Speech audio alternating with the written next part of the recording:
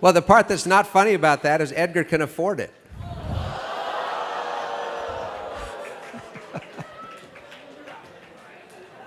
Everybody stand up just for a second.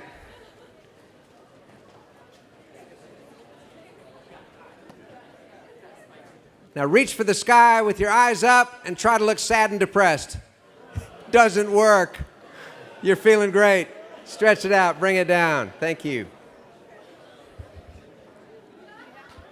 Have a seat. Thank you so much, Shane Blick. All of our speakers tonight. We are going to close out the evening by hearing from one of the Southwestern alumni who is a very special person in my heart. Complete this sentence for me. The person you will one day be, you're now becoming. And I decided that rather than bring people that are maybe 5 or 10 years older than you are, let's jump forward to the kind of person that you can become over a period of decades. Because all of us have experiences with people that are much older that have continued to grow and continued to achieve. And we also know other old people that are bitter and disappointed and their lives haven't gone in a good way. Well, this is a Southwestern book woman who has made a continual difference throughout her lives. And I get a chance to tell you just a little bit about her. Her name is MaryAnne Howland. She lives here in Nashville. She's originally from Cleveland, Ohio. And she is the founder and CEO of Ibis Communications. Ibis is based here in Nashville. It is a global advertising, communications, marketing, and branding firm specializing in inclusiveness and diversity. The list of clients for Ibis is absolutely incredible. She's been a consultant to HCA, Pitney Bowes, Toyota, Vanderbilt University, Comcast, Scripps Network, Black Entertainment Television, National Association for Ethnic Communications. She is a judge for the Cable Industry's Excellence in Multicultural Marketing Awards. She's represented the cable industry to the People-to-People Cable Telecommunications Marketing Delegation in India. She is also the CEO and founder of the Global Diversity Leadership Exchange. Now, this is a dialogue between chief executives and corporations all over the world focused on global diversity and sustainability throughout the U.S. and throughout other emerging markets. Through her leadership, the first and second summits were held in the New York Stock Exchange. She is an influencer. During the Obama administration, she was invited to attend 4 different summits in the White House. Leaders of women in climate and finance and investment, the environment, the Business Council, Business Forward, and the Green Business Summit. Her business was recognized during the Clinton administration for a prestigious invitation to lunch at Capitol Hill for a tribute to the nation's top women business leaders. She also serves on the board of the American Sustainable Business Council. The whole goal there is just, vibrant, and sustainable economy. She is mission-driven social entrepreneur. She is a profit-driven business entrepreneur. She is also a single mother. And one of the great things was her being honored in Ebony magazine as a single mom of an incredibly bright, motivated, uniquely brilliant young man named John Robert, who is also here tonight. I am particularly grateful for MaryAnne because I had the opportunity to be her district sales leader. When she was a first-year student in sales school, she was assigned to a room and shared a room with a young lady named Maria Tavares, to whom I have been married now for 41 years. So Maria and MaryAnne were roommates in sales school their first year. I had a chance to become her sales leader and work with her, help her build a team, help her build an organization, and see her go on to true greatness.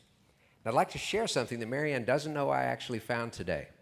This, if we can bring up the next image, are photocopies of checks from people that sold books in 1976 for the first time.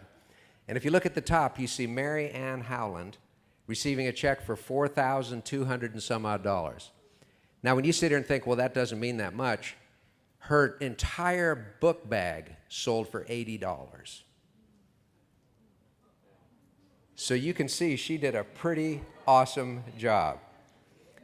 And the truth is, she did get a bigger check than my wife, but my wife did sell a few more customers than she did. So the competition continues for 40-some years.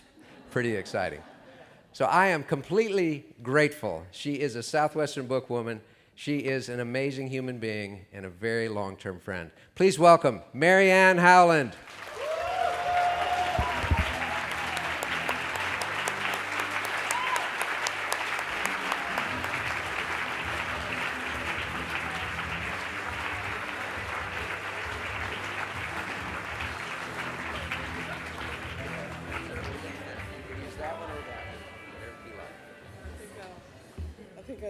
Good evening. I feel healthy, happy, and terrific. Well, that was quite an introduction. I'm tired. I think I'm ready to go home. I'm done. So I'm sitting in the seat. I had gone out to dinner with Maria and Dan just before here, and so we were reminiscing. And it's so funny. Okay, so I'm gonna be straight up. I'm 62. Okay, so hope I look good. But so it was 40 plus years ago when we're remembering what was happening on the book field. We have completely divergent stories. It's hilarious. So I'm gonna tell you my version. But and because I'm 62, I had to bring my notes. But I just wanted to tell you that I'm so inspired to be here today, because when I look at all your faces and I'm listening to all the speeches, it reminds me of when, back in the day when I was about your age, and what it was like to be you. I was, nervous, a little excited, a little insecure, but I didn't know what to expect next. But I was hopeful and energetic and just looking forward and being open to new things. And so when I look at all of you here today, it's inspiring and uplifting and rejuvenating to be here with you. So going back 42 years, I was a communications major at Boston University. And it was my sophomore year when I got recruited by Dave Smith, a pesky Southwestern book salesman, who told me first that he had made about $5,000 in a summer. Okay, so 40 years ago, $5,000, that's about $20,000 now. Right, exactly. So I'm listening to that and going, okay, you got my attention. And then he showed me the Southwestern handbook set, did a demo for me on a blue skate case in my dorm room. And I went, whoa. Not only was that really cool, but that looked like that was fun. And I thought, I could do that. So next thing you know, I was signing a contract. So then I tell my mom, I said, Mom, I'm gonna go out and sell books for the summer. And she's going, what you gonna do? And then, of course, as you know, I had no idea where I was going to be doing this, because they saved that information for the last day of sales school as the big surprise on Sunday. So when I told her and I didn't know where I was going, she looked at me like I had lost my ever-loving mind. But what my mom does know is that when I do make up my mind, it's made. So she didn't fuss, and then made a decision to just support me and let me go out and do some crazy thing. So when I think about that, I wonder if she really loved me. Just kidding. Because every year when we did our annual awards, she was the proudest mom to come there to our annual awards banquet so she could watch me receive my top sales woman awards, which was a big deal back then. And I remember her even traveling through some snowstorm up to Albany, New York, in order to be there for me. So after that first summer, I sold in Houston, Texas. All right. And I think Maria was selling in San Antonio. Right. And so I remember when we would, this is what I remember most, and this is where the stories sort of, go this way and that way. But I remember Maria's brother was instigating the competition between me and Maria. And then Dan, who was a student manager, but in some other territory, but for some reason he found his way to Houston, Texas for our Sunday meetings because I knew that he had a thing for Maria. So I saw the twinkle in his eye when he was coming to the session. So I kind of, I wasn't surprised when the romance bloomed into the marriage, the beautiful marriage. I mean, what a beautiful couple. Can we give them a round of applause?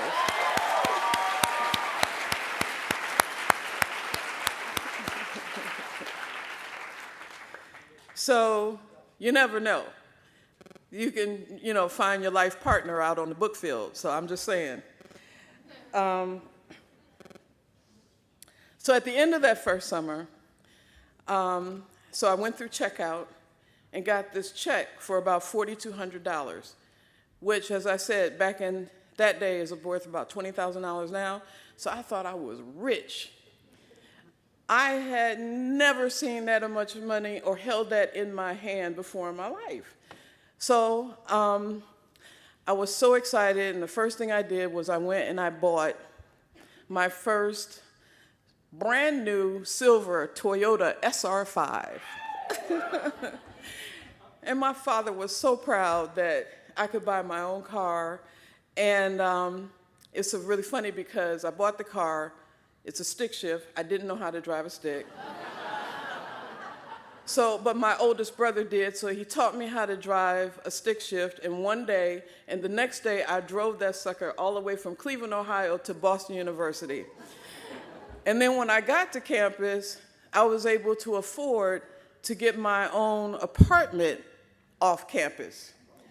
So you can imagine, this was kind of a big deal, and everybody, was like, well, how did you do that? Which actually made it a little bit easy for me to recruit because everybody wanted to do what have a little some of that. So that year, I was able to recruit 4 other students, classmates, who came out with me the next year, and we went to LA. And then for the next 2 summers, I did a summer in Chicago, then one in Gary, Indiana. So over the course of my book-selling career, I sold for 4 summers, 3 of them as student managers. But my summer in Chicago was my best year, and that year, at the end of checkout, I got a check for a little over $10,000. Back in that day, that's $45,000. So, yeah, it was ridiculous. So with that kind of success, because of the success that I had with my book sales, it allowed me an opportunity to realize a dream. I had always really had this tremendous desire to be a globetrotter, so I did it. So I bought my round-trip ticket to London, I bought a camera, and then I got a 3-month Euro pass, and I hit the road, all by myself. Now, my Southwestern summers had prepared me and gave me the confidence to meet new people, make new friends, assess a situation to determine when it was safe, and to get out of danger when I had to. After all, during my summers, I had survived a shotgun pulled on me when I was in Houston and walking up the driveway to greet Mrs. Jones, and she wasn't having any of it. I survived a major flood in Houston, Texas, where people died. And right afterwards, there was this ridiculous mosquito plague where I had to carry a can of off in my blue skate case every day in order to not be eaten alive. And then I survived, I had to get out of a house when I was invited in by a man who lied and told me that his wife was there and she wasn't, and he had other things in mind. I had survived a pimp who followed me through a neighborhood because he thought I would be one of his girls. And then I also remember the summer that I broke my toe when I slipped in the mud in Gary, Indiana. And you're going to love this. So I called Dan. Dan was my sales manager then. And I said, Dan, I'm in the hospital, and I've got a broken toe. You know, I slipped in the mud. And Dan goes, that's great. He says, get back out there in that book field, and you'll sell more books because people will feel sorry for you. And I was like, what? So after I recovered from the shock of that response, I got myself together, got on my crutch, went back out into the book field, and he was, gosh darn it, absolutely right. I had my best summer ever. I'll never forgive you for that, Dan. That was kind of cold.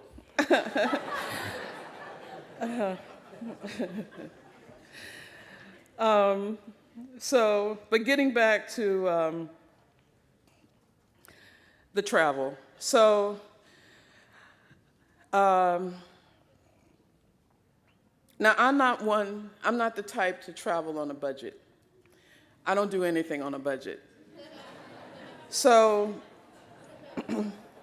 when I went to Europe,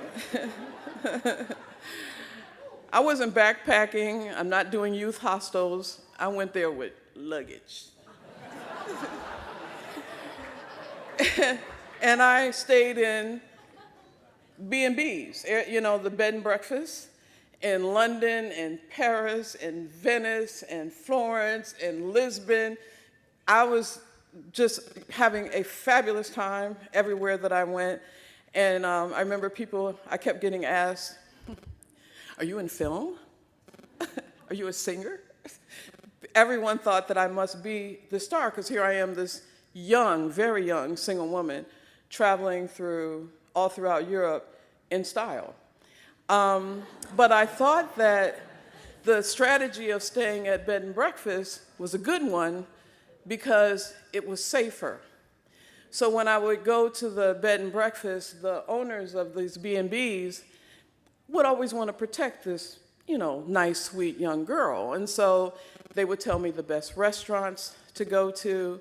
They would tell me about the nice shopping boutiques to go shop at. And this was great pre-approach, right? So when I would go to the restaurant and I could go in and go, I'm MaryAnne and Cecilia sent me.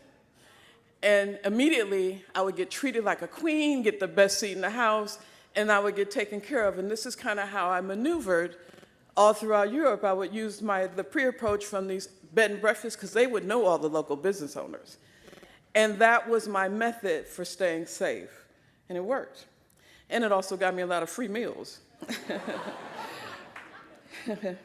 So years later, that tremendous travel experience that I was afforded because of the money that I earned from selling books also led to an opportunity for me to become a travel writer, and with destinations such as Hawaii, the Bahamas, the Virgin Islands, and even Australia. And everything, when you're as a travel writer, is first class. No backpacks for me. And then my first corporate career gig was as a direct mail copywriter for a company called Time Inc. in New York. And Time Inc., when I went to interview for the job, I told the director, well, I can write and I can sell. And I got the job. And because that's exactly what the job entailed as a direct mail copywriter. And Time Inc. was the largest magazine publisher. That's Time, Life, Money, Fortune, Sports Illustrated, Entertainment Weekly, People magazine. So I got the job, and in my first year, I won the Gold Award for direct mail for Money magazine. And then in the next year, I became international copy manager for Fortune International, and then wrote the longest winning direct mail control package in the company's history, which still has that distinction. Thank you.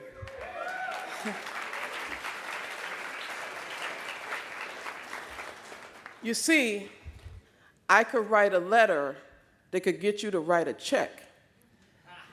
And you know where I got that from? Southwestern, where I learned how to craft a sales pitch where I knew how to reel you in, answer any objection that you might have, and then close you to a check. I could do that writing, and it worked for me and helped propel me along in a career in a way that I would have never even imagined. And I've been using those skills throughout my entire career. You heard the bio, which doesn't even make any sense to me. When I listen to somebody read it, it's hard to believe that you've done those many things, but all of that there's all an intersection that leads back to what I learned at Southwestern. Fast forward to today. So now I'm a serial entrepreneur, and my enterprise portfolio includes Ibis Communications, the Global Diversity Leadership Exchange, and my newest venture called This! Exclamation point. So Ibis Communications is a marketing communications firm that I founded in 1993, right here in Nashville. And I grew it to a multi-million-dollar business in 5 years. Then the Nashville Area Chamber of Commerce has a fastest growing business award. I won that award for 5 consecutive years. So my company is the first African-American woman-owned firm ever to be inducted into the Hall of Fame for fastest growing businesses in Nashville.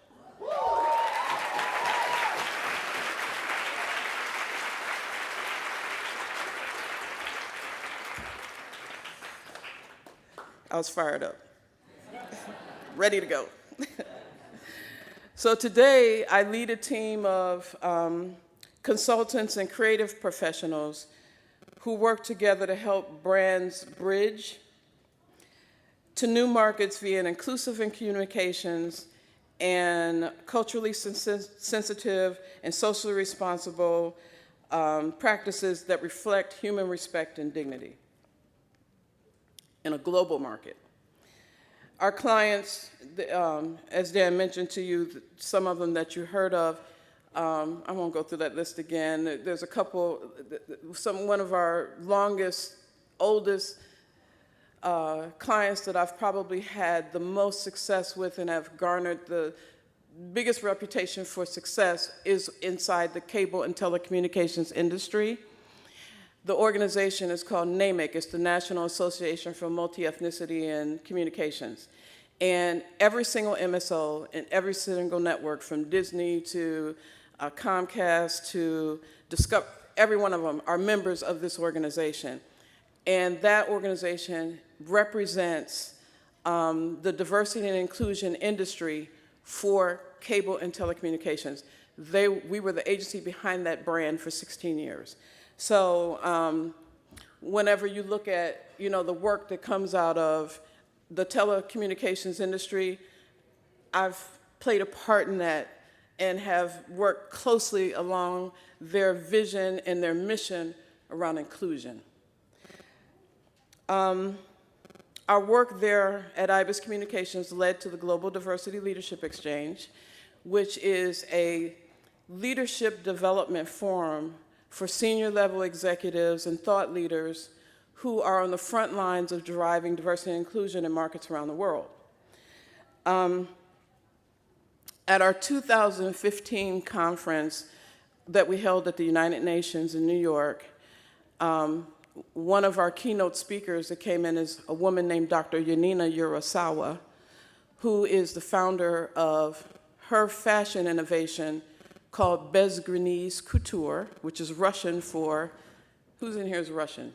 I know somebody, what does Bezgrinese Couture stand for? Do you know? It means without borders, fashion without borders.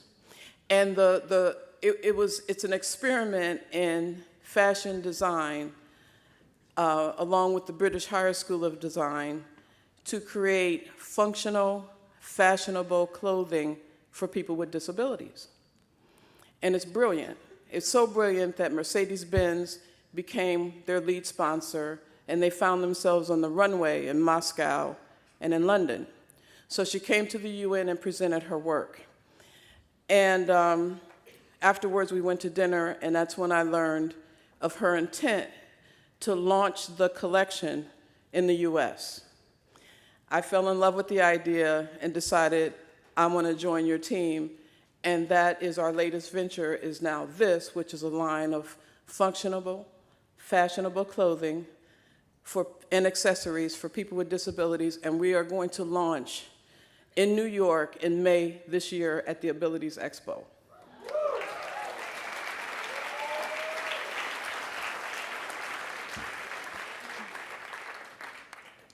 So how did I do all this? It all goes back to Southwestern.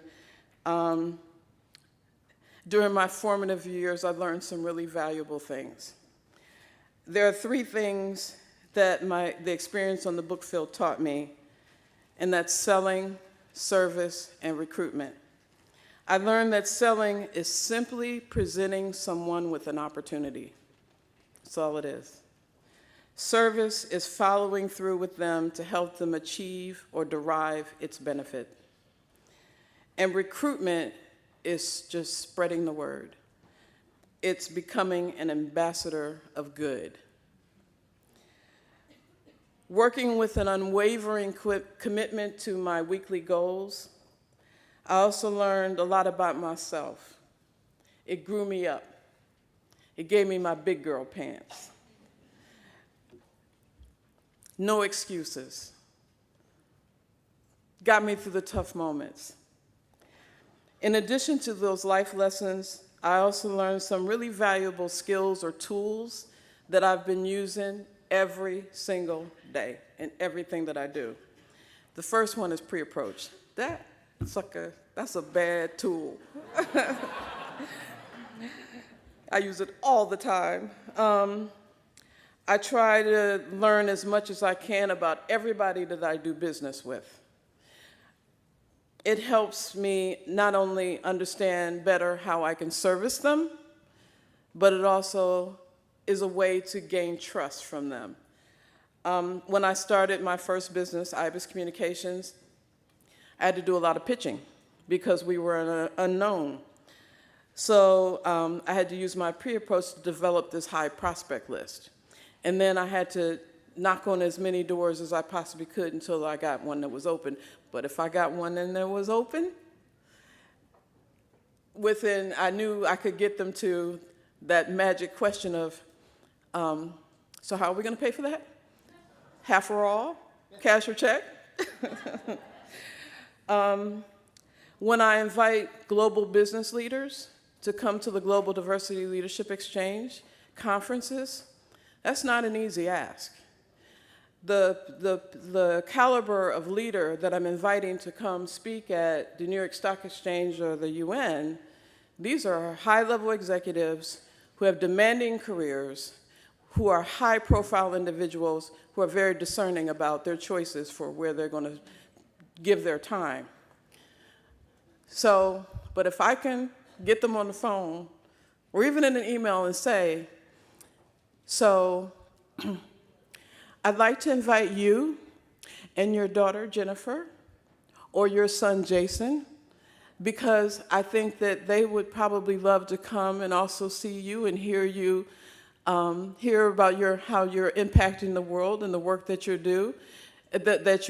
And invariably, when they hear that, usually the next question I get is, when is that date? And they're already thinking about their calendar for their school calendar to see if their son or daughter can join them for that event. It works every single time. So just taking a minute to understand who you're talking to and hit them where their heart is, works every time.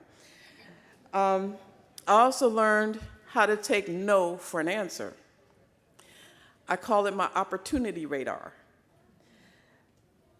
So knowing when a no is a no and welcoming every one of them, the faster they come, get you to your next yes. I know you've heard that a million times, and it so works.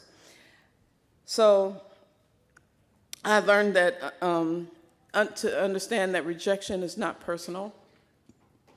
It's character building.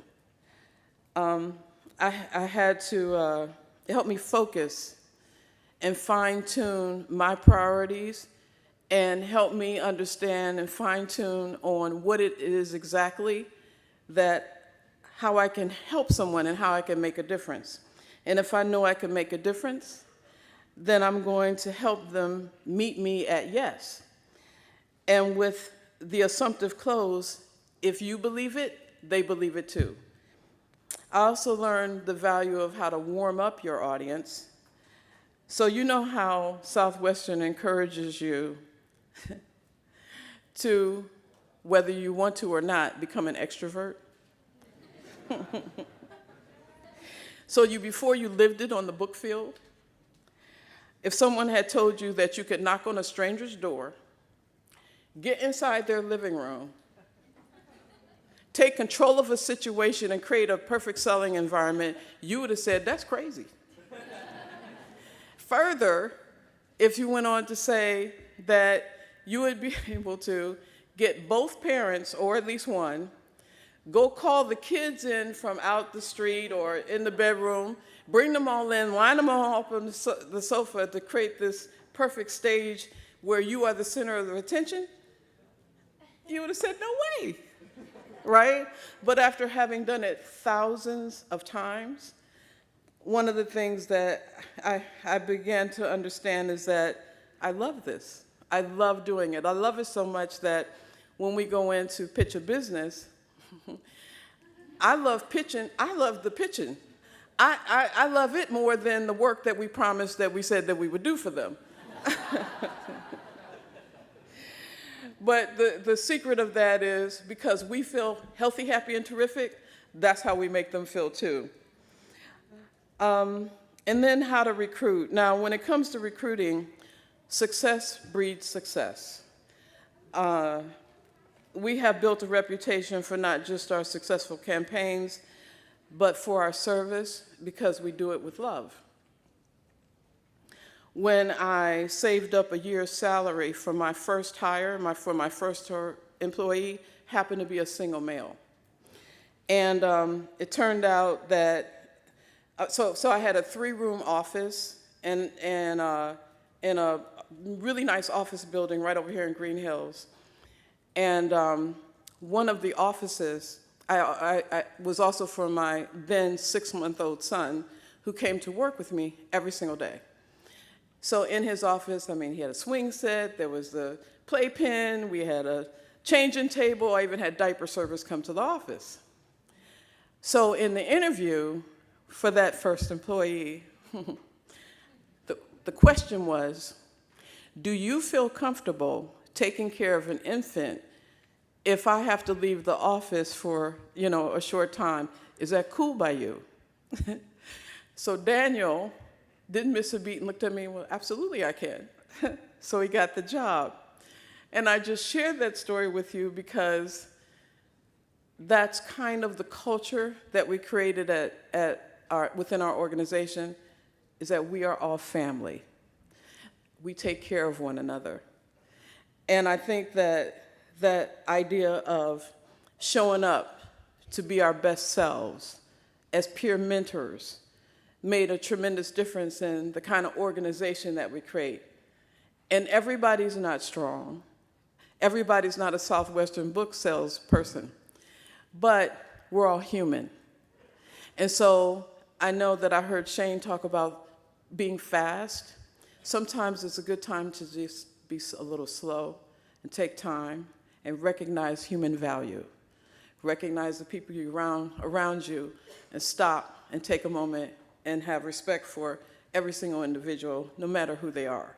And that's the culture that we create within our organization. It's like being a part of the Southwestern family. What I've seen happen here with so many businesses that have grown out of this one entity book business that's turned into all these many enterprises, the one common element is this single-mindedness, this like-mindedness around the sense of family and shared values, which is really beautiful. And if that's something that helps nurture innovation and grow, that's a rare commodity. That's a tremendous open invitation. Why not take advantage of that? So Dan and Maria, who have been my family for 40 years now and will always be, and the reason why I'm here today, I just have to thank you, and I want to thank all of you for letting me share my story. And I'm just going to share one more bit of my story because it's very near and dear to me, and it's one of my proudest achievements.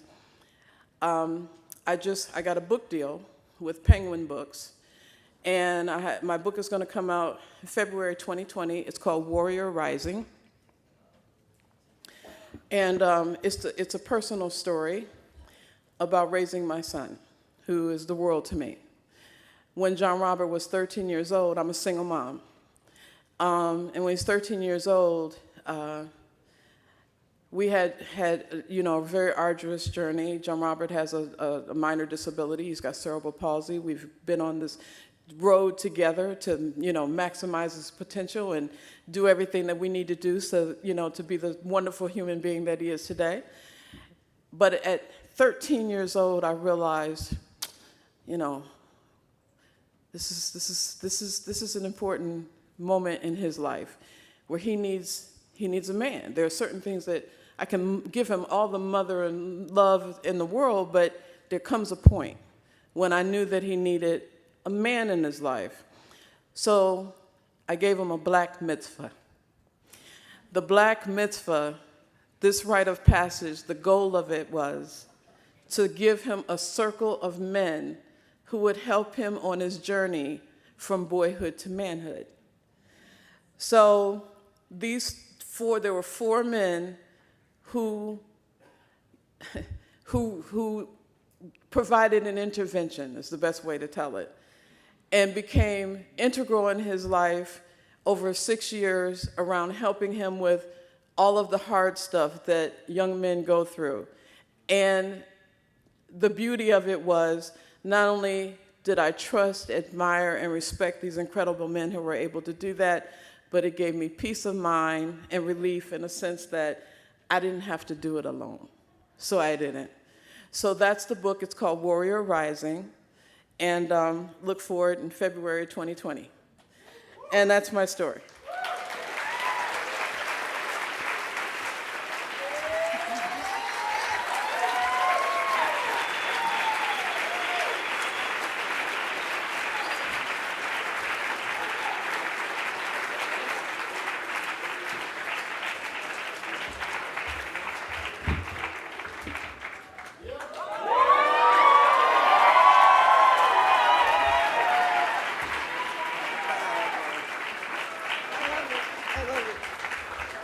MaryAnne, not only are you a book girl and always will be, we are so delighted that you're here. John Roberts back there, by the way. He's had a long day, but we're so glad that he's here tonight with Maria. If our company had been structured back then the way it is now, we would be in business together to this day, because MaryAnne would have brought that idea, we'd have bought it right away, and there'd be a family of companies for sure. But you've always been a winner, so I went into our vault and found one of the few remaining original I Want to Win medals. Oh my God. Because you are completely emblematic of what it means to win. If I can get this over the mop you call hair.